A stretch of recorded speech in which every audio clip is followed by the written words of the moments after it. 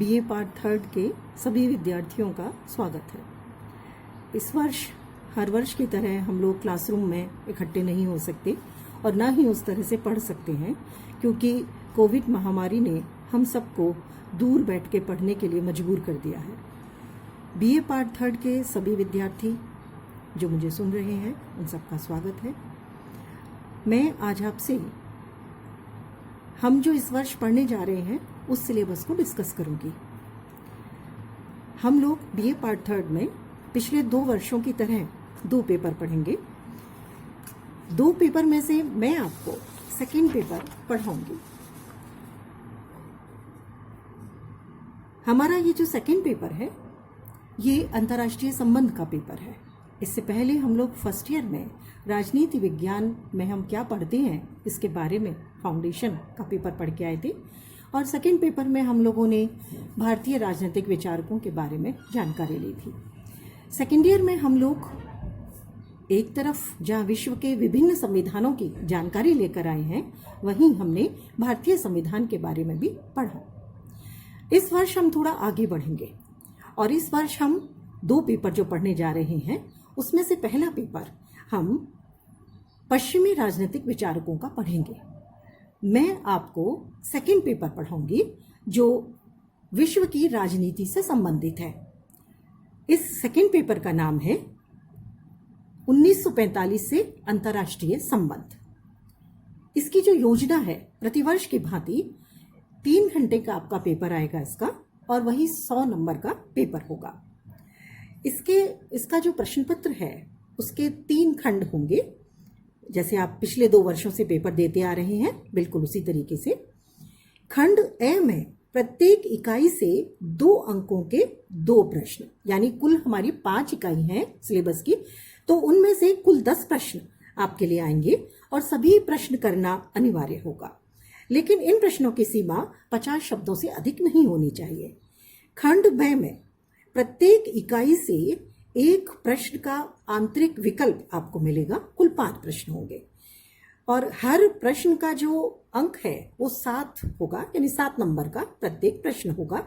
सभी प्रश्न करना आपके लिए अनिवार्य होगा और प्रत्येक उत्तर 200 शब्दों से अधिक का नहीं होना चाहिए।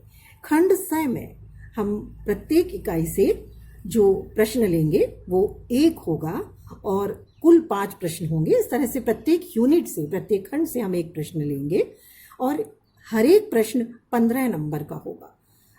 इन 5 प्रश्नों में से किन्हीं 3 प्रश्नों का उत्तर आपको देना है। 500 शब्दों से अधिक का प्रश्न आपका नहीं होगा।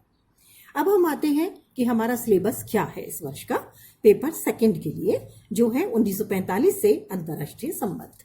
हमारा जो पेपर है वो 5 यूनिट में बटा हुआ है। इन 5 यूनिट में से पहली जो यूनिट है, पहली जो इकाई है, वो है संयुक्त राष्ट्र संघ, यूएनओ, यानी इसका संगठन, कार्यप्रणाली और आलोचनात्मक मूल्यांकन हम इस यूनिट में पढ़ेंगे। सेकंड यूनिट जो है हमारी, वो सेकंड यूनिट हमारी शीत युद्ध से शुरू होगी। इसमें हम शीत युद्ध, उसका उद्गम और इसका अंतर्राष्ट्रीय संबंधों पर प्रभाव ये पढ़ेंगे। देतांत, यानी शीत युद्ध की समाप्ति कैसे हुई, उसको हम पढ़ेंगे।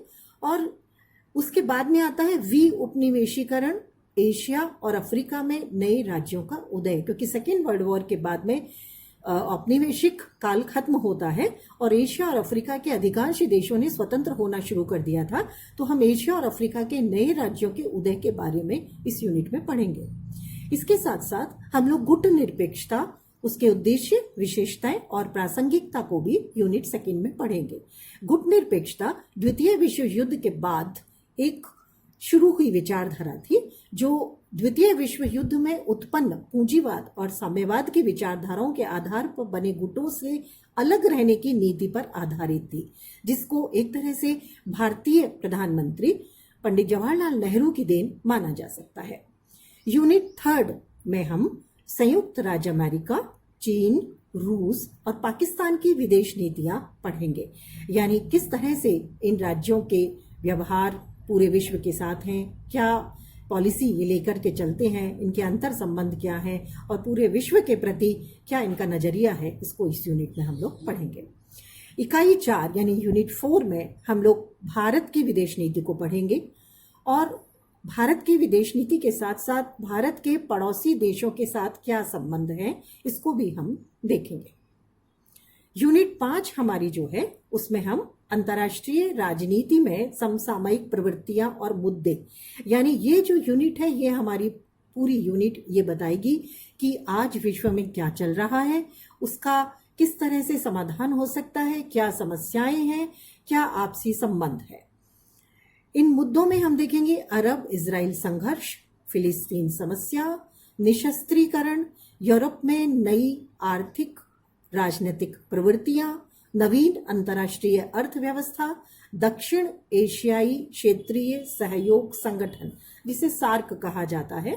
ये सार्क जो दक्षिण एशिया के 7 देशों से बनाया गया था और बाद में इसमें अफगानिस्तान भी शामिल हो गया। इस तरह से ये 8 देशों का संगठन बन गया। दक्षिण पूर्वी एशियाई राष्ट्र संघ जिसे आसियान कहा जाता है, एशियाई देशों ने अपने विकास के लिए, अपनी समस्याओं के समाधान के लिए इस संगठन को बनाया। और उसके बाद में जो आखिरी टॉपिक है इस पेपर का हमारा वो है तेल निर्यातक देशों का संघ, इसे ओपेक कहा जाता है।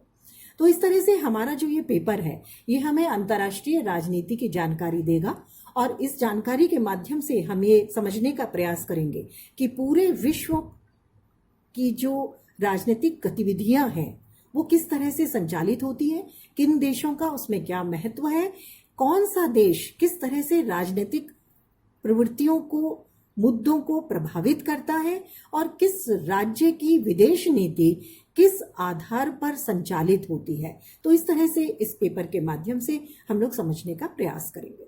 इसके लिए जो प्रमुख किताबें आप देख सकते हैं, पढ़ सकते हैं, उसमें आती है अंतर्राष्ट्रीय संबंध BL फड़िया, 21वीं शताब्दी में अंतर्राष्ट्रीय संबंध पुष्पेश पंत की किताब है ये।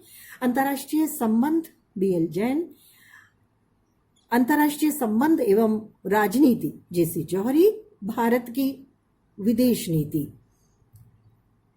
JN दीक्षित,